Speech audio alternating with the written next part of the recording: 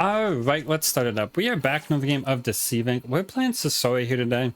Wanted to show off, or showcase, I suppose, this weapon 3 build I've been running the last couple days. I definitely didn't invent this by any means.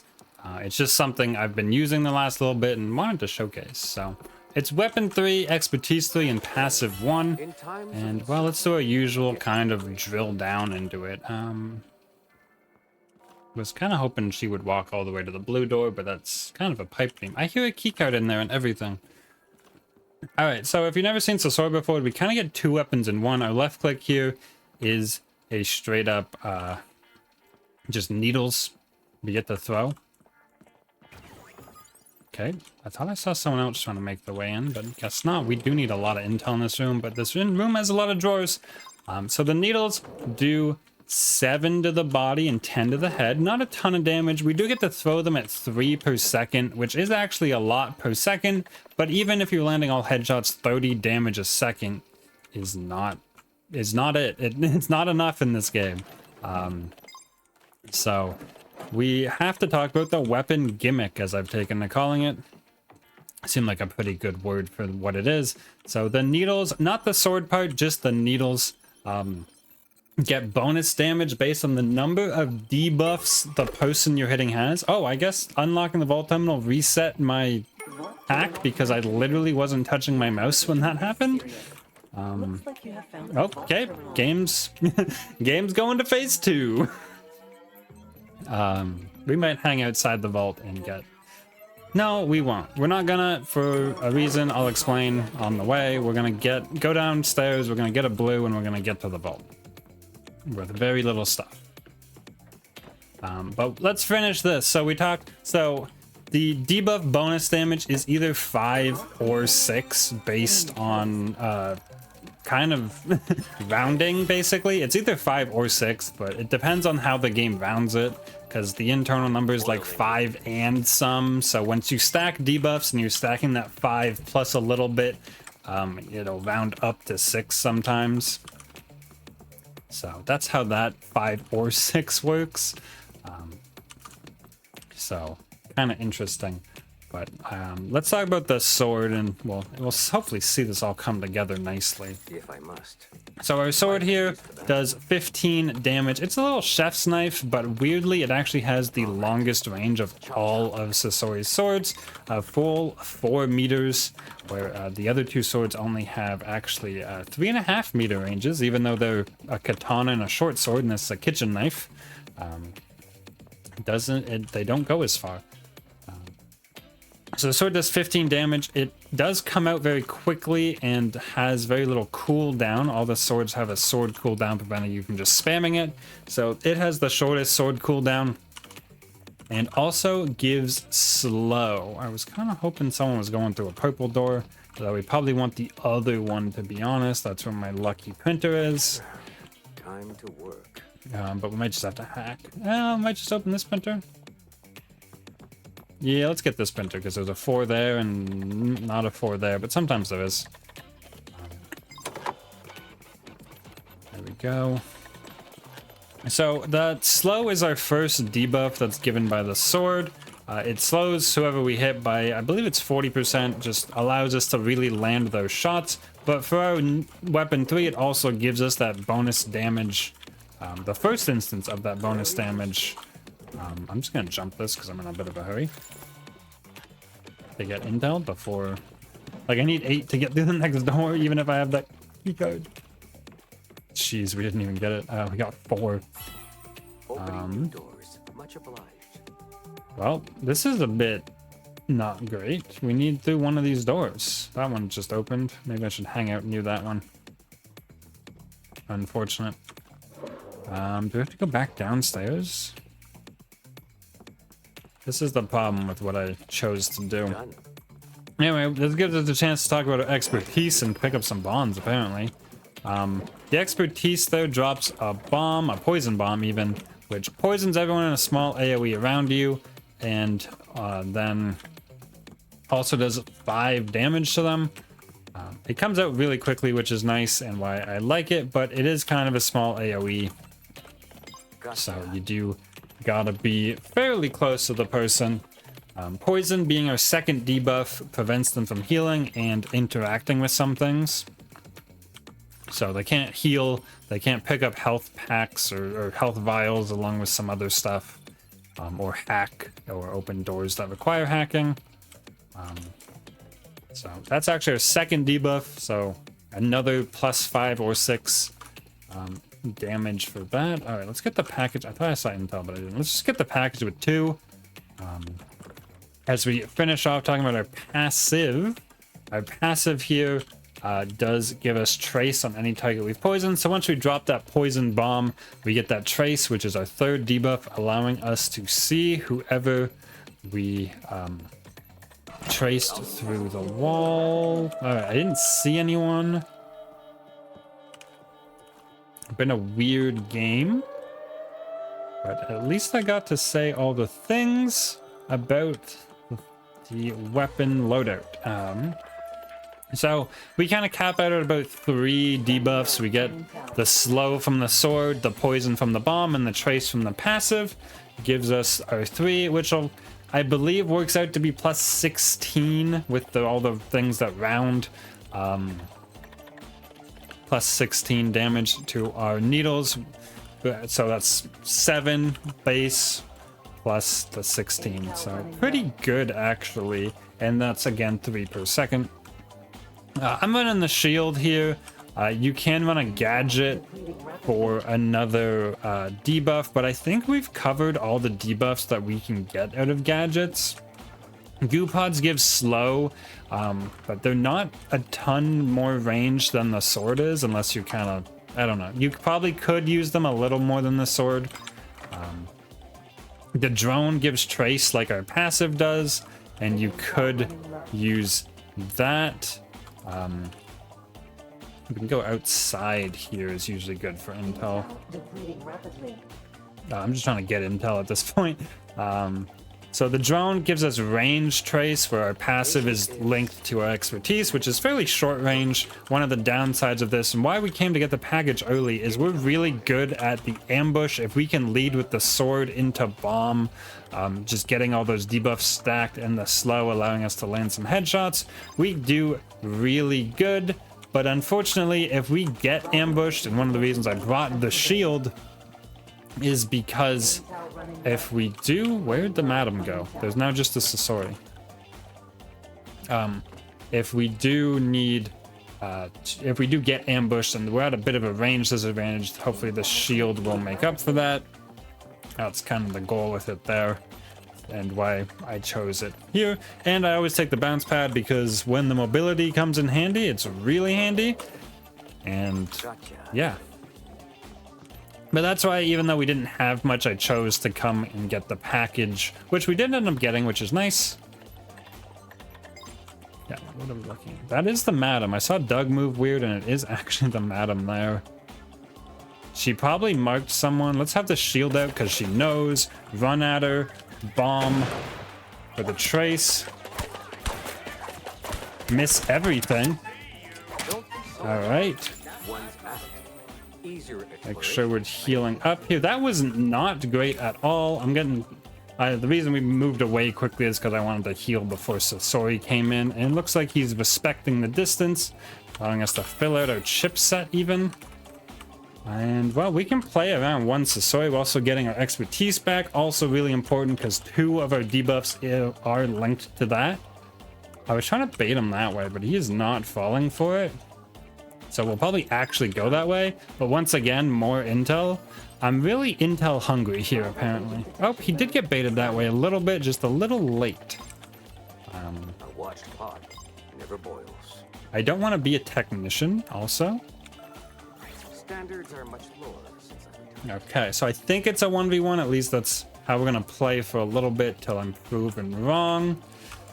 Not that way. Still that way. He walked back. So we can head out this way.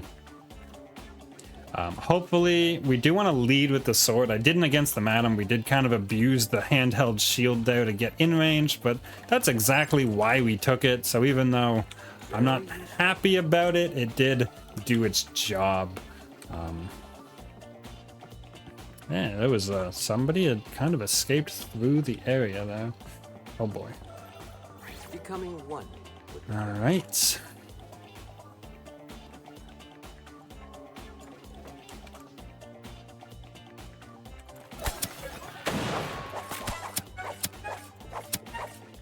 can't stand. Okay. We put the shield down there because that's about the timing I expected kunais to come out, and that's what I was gonna go block. But we actually were slightly too quick, and the needles came out first.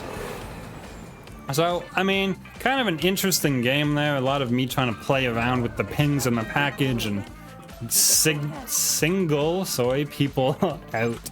Abused the handheld shield for a little bit, and eventually we won the game.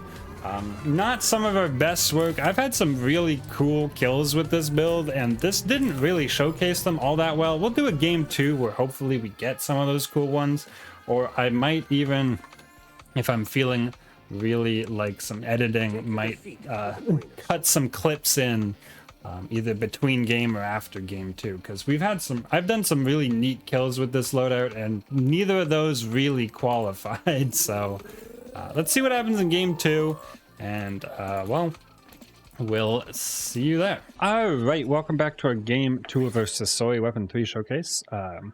Let's talk about the obvious real quick. I sound different. That's because I changed some stuff, and well, really I'm going to spend a lot of the start of this game talking about what I changed. That's probably a player running. I think it is. Can we? Oh, that definitely is a player. And then, okay, I was right on both counts. They're neither are looking at me. I'm good to sprint over. Oh, that's a nice turret placement. Really nice turret placement.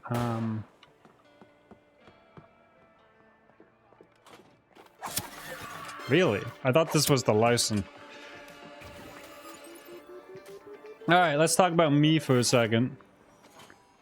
So I sound different. So in the recent carbine videos, well, we know whoever placed that didn't lose the fight. Okay, well, whatever. Keep playing the game.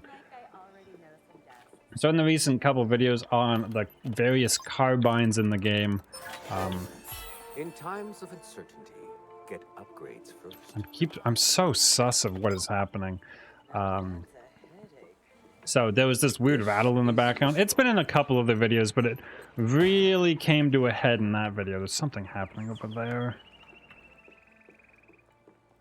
Nope, nope, nope. Just doing this. Easier exploration. And so that rattle turned out to be a computer fan. Appetizers coming. And right it rattles a long time. I kind of figured that it was that. It only rattles when the computer really got going, and none of my previous mics could really hear it, but this one's obviously a lot more sensitive, and well, it could hear it, so I don't know what's happening here. This setup is still in place. I'm sure there's another fight or something happening nearby. I don't have enough intel to really do anything. So, yeah, when the computer really got going, it would rattle. And it usually doesn't really get going most of the time when I'm just recording Deceive, like playing Deceive and recording. The computer's not under a ton of load. I have a decent computer. So it usually wasn't a big deal, but then every so often, you know, the background processes would kick it up, and then it would actually be a big deal. And that's kind of when you would hear it. And the noise gate filtered it out as long as I wasn't talking, but as soon as I started talking, it would, you know, it would filter, or it would no longer be filtering, because, yeah. So, anyway, that's what it was. And so what I've done is, number one, most obviously, we got new software that's going to remove it, hopefully. Which isn't a permanent fix, but that's why I sound a little different. Some of that noise removal software did change in an effort to try to combat that. But also, the big fix, hopefully, is I went into the computer with my screwdriver and I tightened all the screws. And I did test it, obviously. I'm not just being like, I did my best. I did test it. It's still possible for it to make that rattle noise. That's in B maybe, or maybe D. I don't know. Diamond Spire kind of sucks for hearing. I think it's in B.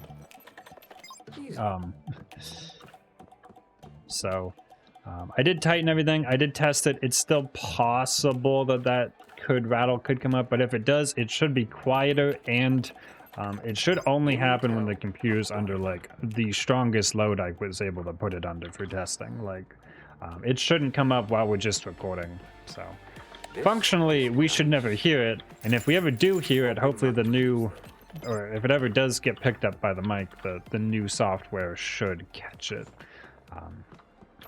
So that's that. But when I got the new software, I found out that it removes all the background noise, but not my keyboard so well. So the keyboard clicks were coming through a lot, and that might even be now, because that's what I'm working on now, is trying to remove the keyboard clicks. Are we just? Yeah. All right. I want this blue. So.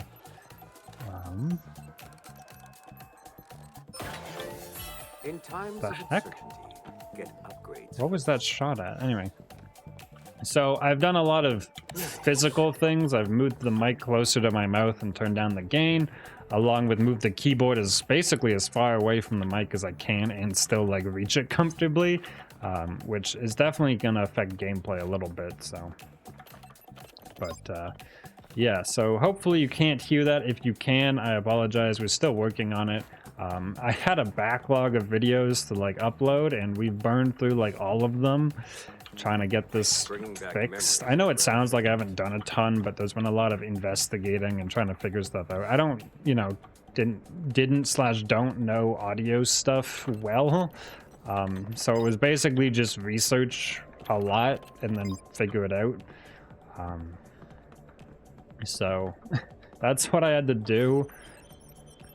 And I appreciate everyone who commented on it. Obviously, it wasn't, okay. It was something that definitely needed fixed. And I definitely appreciate the people who posted it, the problem, and then posted a timestamp of like, listen right here, because that really helps me narrow it down.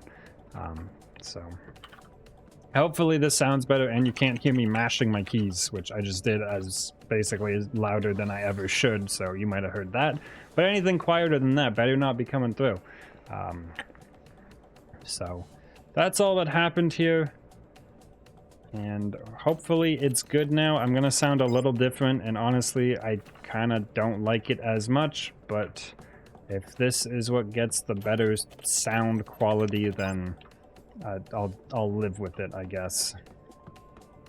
Oh right, I have to hack every door.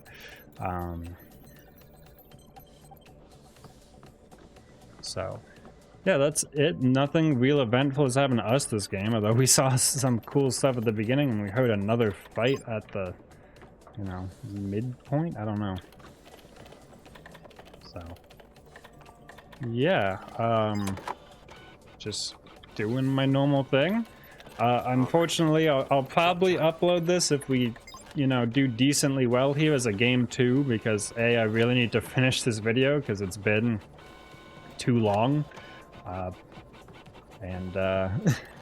Unfortunately I'm out of time. This one kind of needs to go up, so as long as we don't just hard throw here, and this is actually a decent, I don't know, showcase, because I've said in game 1 hopefully this build doesn't do great if you don't get the package, and I feel like we shouldn't get it here. The amount of time we've taken / still need to take to get there, yeah, someone's just ahead of us, and we still have to hack through this door.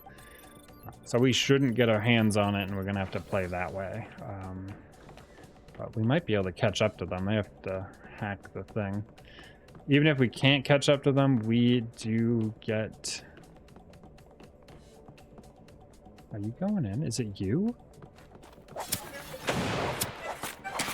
Oh my gosh, saved. Opening new doors. Much obliged. No gold chip on that guy either. Wow, so we did get the package. All right. Now, And we remember to grab the gold chip. get upgrades. That's an Octo under us, and I think I saw a Squire pretty far. I think we can treat this as a 1v1 versus Octo, and then a 1v1 versus Squire. Agent detection mode. This ping's gonna suck, I just realized. No, it's not bad. Intel depleting rapidly. By the time we get there, we should have our expertise back. Running low on intel. He's just gonna have it charged. You can't stand the heat. Okay, not bad at all. Don't know where the squire went. I'm not sure what his plan was. Our bomb does go through doors and stuff and walls even, so that's why I led with that one. I figured if he was holding the octo charge, he might get startled and just blast the door, and that one shouldn't go through the wall, so yeah, I thought that would be the best way to play it. And I don't know if we actually did get what I worked out, because obviously we didn't get hit by an octo blast, and I think it was octo weapon too, so Not wasting time. Initializing rival agent up detection there. mode. All right, we're gonna A2 somewhere this guy probably. Honestly, the 2 kills we got pretty much displayed exactly what I wanted to show off with this. We haven't used the shield effectively, but for what I wanted to show with this build, this is except for the shorter startup, this has gone okay. We're getting across the roof so no guards catch up to us. It's an ace, okay. Oh yeah, ace in the A to B jump is maybe not great, but whatever, we're about it. Leaving Oh this boy, that was almost real bad, wasn't it?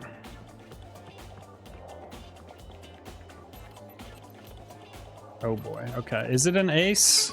Rival agent detection I mode. think it's an ace. Let's move. Getting shot by an ace from down B there just kind of sounds like a death sentence, but we can just play around with all the space we do have. Keep B called, go up towards A, threaten a second A to B jump. A lot we can do here, as long as we maintain some intel. Detection mode starting. Yeah, just standing by B and waiting to get shot, probably not a great idea. C might be okay, because it now has that roof. Cheat that way. Seems like she's gone down a floor. Or a couple floors. I still think it's an ace. So we're gonna rush up a couple floors, because we can just A to B again. We don't care. Alright, all the way back up. Gotta get our steps in.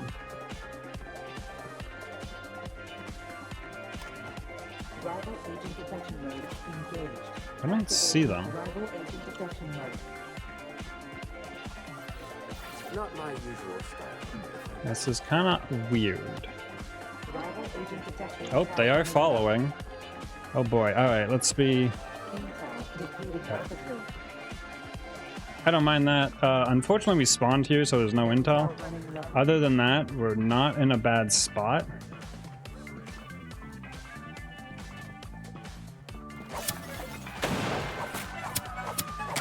Alright, we got it. Alright, all we had to do is make sure we got the close range fight with the ace we wanted, which was a little worry there, but once she's did a little sprint there, you can only sprint forward, so once we saw the run animation, we knew we were behind them, and we got that slash into bomb. Still could have died, but we would have had to miss a couple, because by the time we shot the 4 or 5 needles we need, she could not have shot twice, so we were A-okay.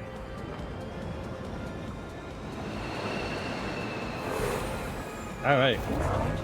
So definitely comment on your thoughts, especially on the sound in the second game. If you're a Game 2 watcher, I appreciate it. And yeah, definitely thoughts on sound would be much appreciated if you could comment. Like the video if you enjoyed as always. And subscribe for daily Deceive Inc content like this, and hopefully this will be our sound going forward.